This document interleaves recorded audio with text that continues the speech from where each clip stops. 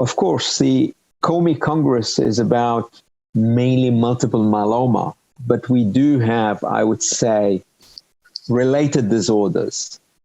And this is why we dedicate a couple of plenary lectures to AL amyloidosis.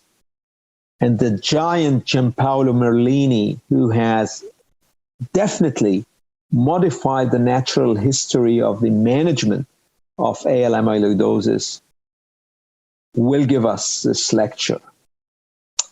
Waldenstrom macroglobulinemia is another very rare entity where we've seen some huge advances.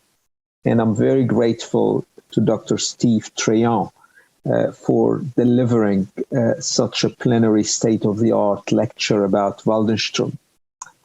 Recently, we've seen a lot of interest about early conditions, MGUS, Smoldering multiple myeloma.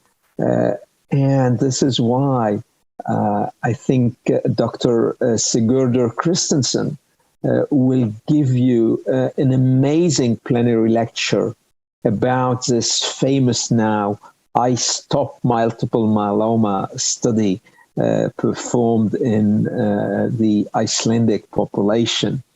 So you can see, even in the most rare situations, the revolution is in progress.